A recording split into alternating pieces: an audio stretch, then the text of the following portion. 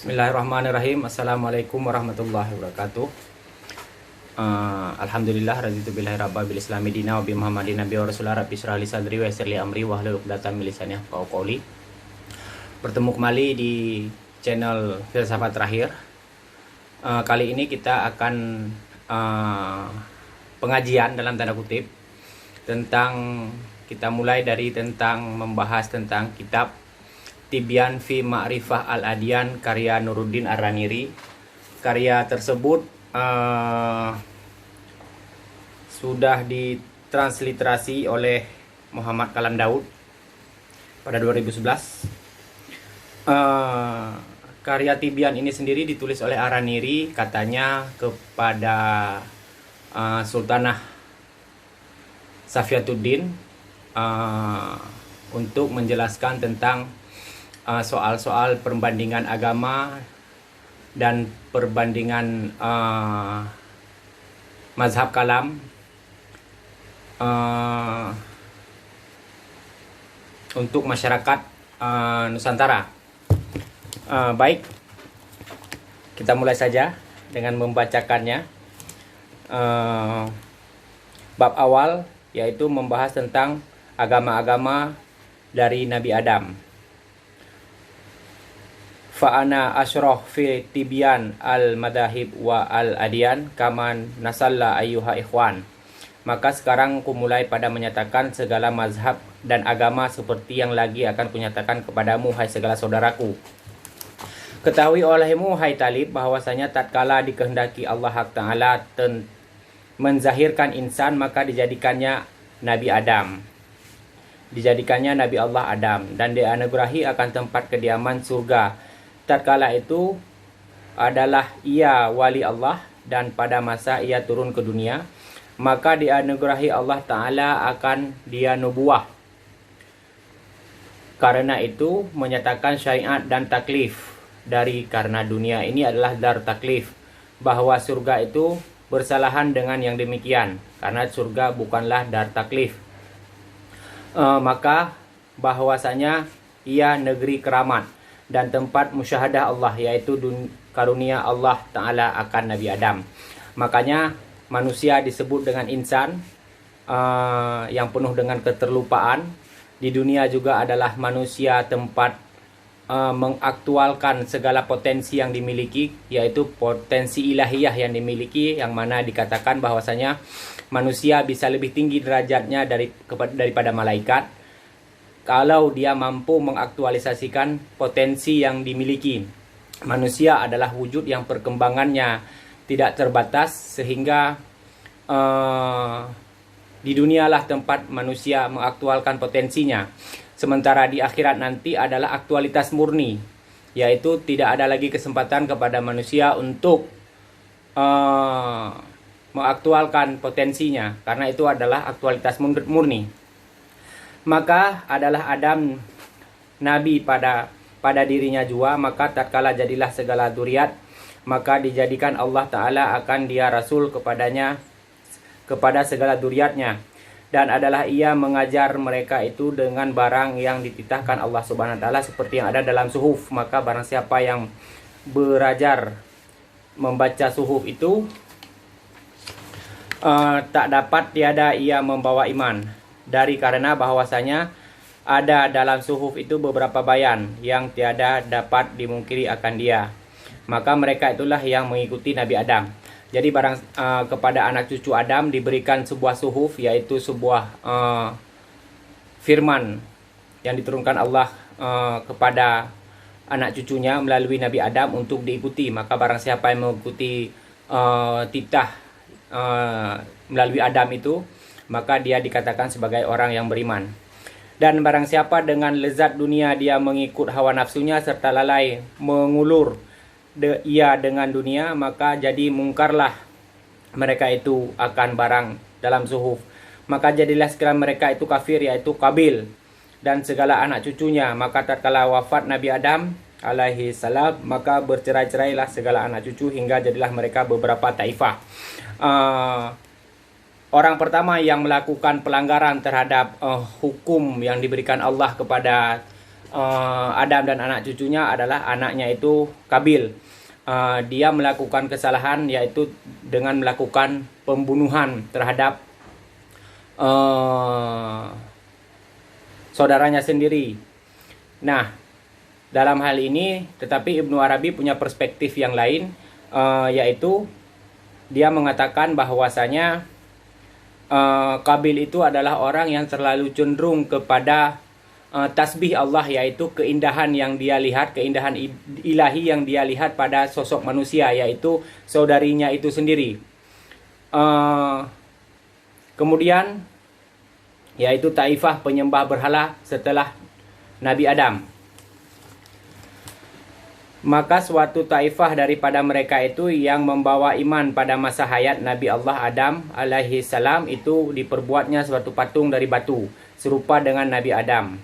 Dan barang siapa melihat patung, mudah-mudahan adalah yang demikian itu mendampingkan dia kepada hak Ta'ala, istimewa pula ketika wafatnya. Kemudian dari itu maka jadi suatu taifah mengikut yang dahulu itu serta sangat khidmat akan patung itu. Mereka itu kaum yang menyembah berhala.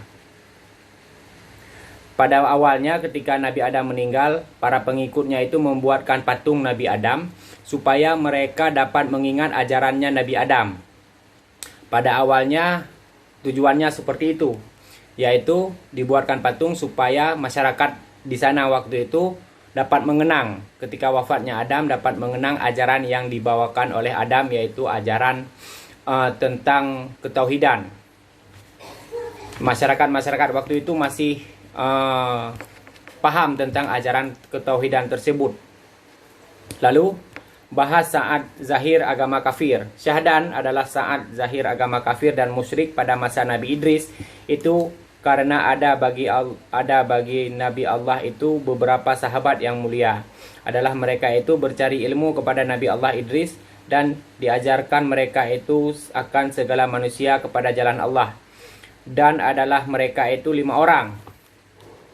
Pertama bernama Wazat, kedua bernama Suwa, ketiga bernama Yahud, keempat bernama Ya'uq, kelima bernama Nasan. Mereka ini adalah 5 orang yang masih sangat patuh kepada ajaran Nabi Allah, yaitu Nabi Allah Idris, ajaran penerus daripada ajaran Nabi Adam, yaitu ajaran ketauhidan yang dilanjutkan oleh Idris. Dan 5 orang tadi adalah orang yang masih patuh kepada agama yang tauhid.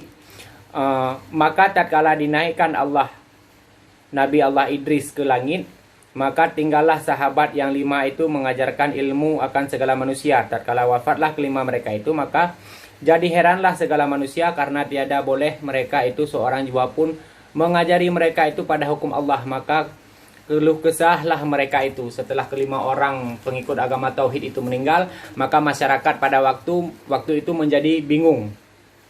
Maka setengah taifah daripada mereka itu berkata, jika kita berbuat patung seperti rupa 5 orang guru kita itu, supaya kita lihat akan mereka itu, dan jadilah yang demikian itu menetapkan hati kita kepada masyghullah, kita berbuat ibadat akan Allah. Masyghullah.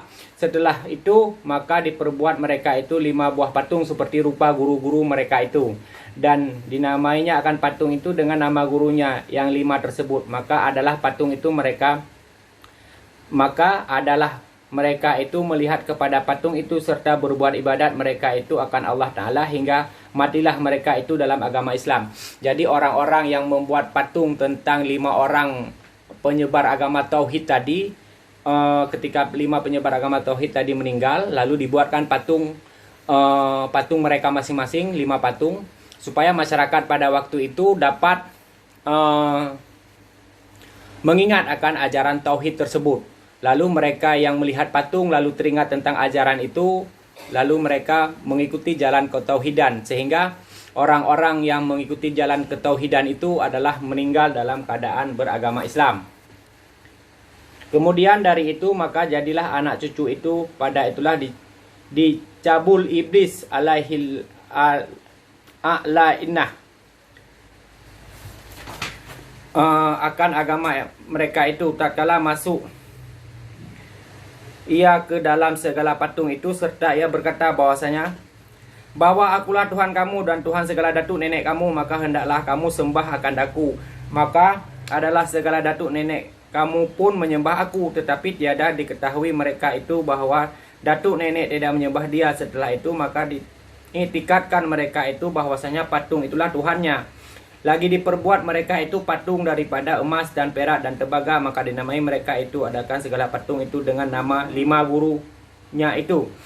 Hingga datang kepada Nabi Allah Nuh, dan adalah mereka itu memesan setengahnya akan setengahnya kepada setengahnya yang lain. Katanya, janganlah kamu tinggal daripada berbuat ibadat segala Tuhan kamu.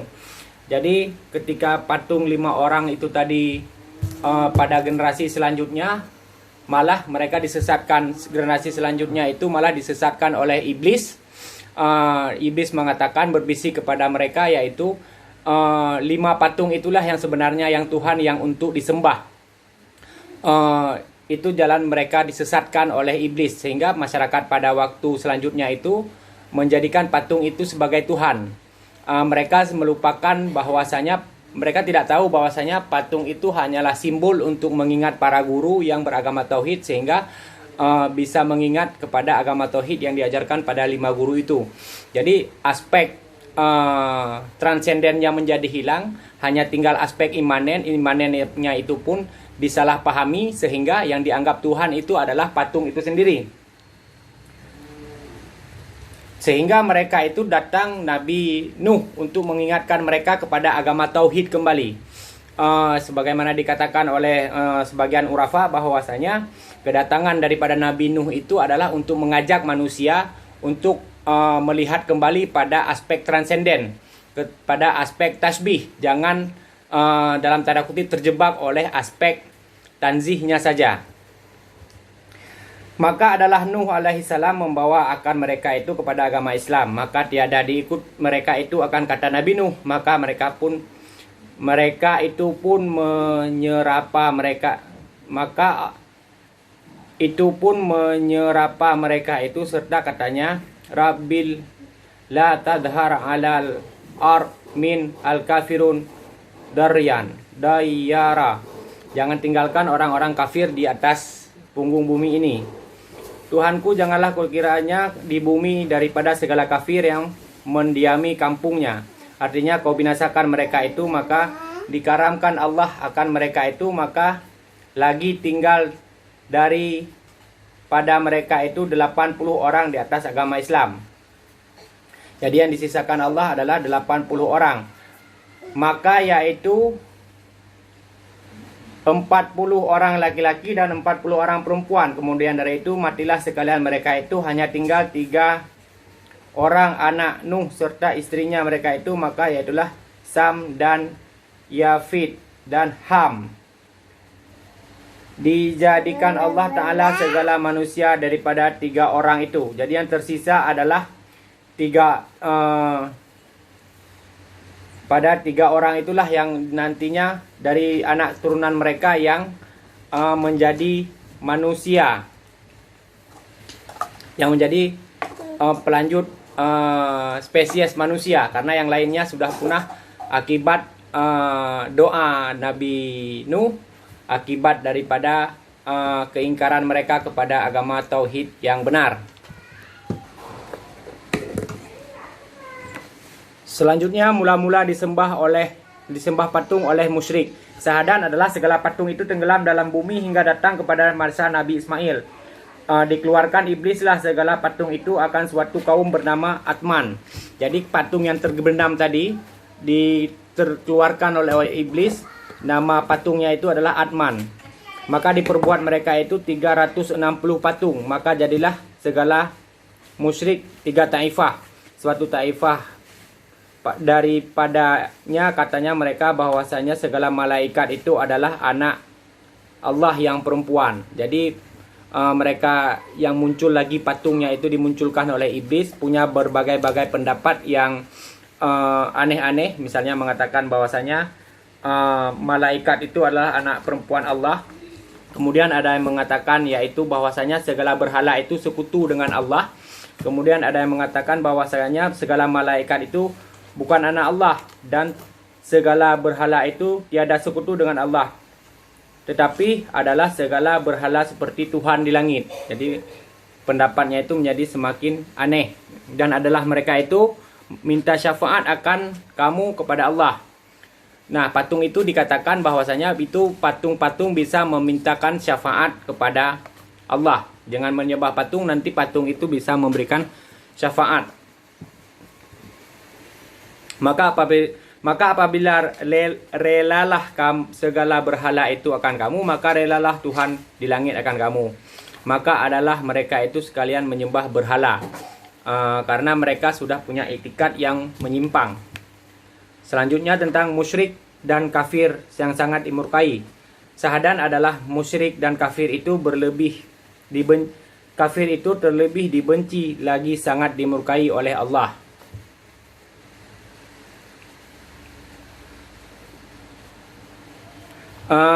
Syahadan adalah musyrik dan kafir terlebih dibenci lagi sangat dimurkai Allah, seperti firman Allah Ta'ala, Takadu ala al-samawati yatafattarna minhu wa tashhadu wa takhiru al-jabal hadda andaan al-rahman waladan. Hampirlah 7 petala langit pecah, runtuh segala bukit berhamburan, sebab dikatakan segala kafir dan musyrik ada bagi Allah bernama Rahman itu anak. Jadi seolah-olah langit itu hampir pecah karena ungkapan-ungkapan yang sangat berbahaya, yaitu mengatakan Allah itu memiliki anak. Sebagaimana itikat-itikat orang-orang yang sesat tadi. Adapun murad daripada kafir itu yang menutup sebenarnya daripada murad daripada musyrik itu yang menyekutukan Allah, maka adalah Yahudi dan Nasrani. Sebenarnya makna kafir dalam pandangan Araniri adalah orang yang pertama adalah musyrik, yaitu yang menyekutukan Allah. Kemudian mereka yang menutup daripada kebenaran kepada kebenaran tauhid. Jadi ada orang yang memang menyekutukan Allah disebut musyrik, ada yang memang dia tahu tetapi dia menutupi kebenaran disebut dengan kafir. Kemudian dari itu maka jadi pula suatu taifah bernama Tabaiyun dan Tabaiyah. Maka disalahkan mereka itu taifah yang menyembah berhala itu dengan kias, akal. Serta katanya bahwa terutama kita menyembah akan tabi'iyah yang 4, karena asal dan sekian alam pun jadi daripadanya. Maka berbuat ibadat akan pohon, terutama daripada ibadat akan cabang, bahwasanya berhala cabang daripada yang 4 yang martabatnya daripada asal, maka disembah mereka itulah tabi'iyah yang 4, yaitu hararah, barudah, dan yabusah dan ratubah. Jadi ada juga kelompok yang mengatakan bahwasanya berhala-berhala itu hanyalah sebagai kiasan atau simbol-simbol penyembahan kita kepada Tuhan, dan mereka itu terdiri daripada 4 firqah, 4 golongan. Yang pertama itu adalah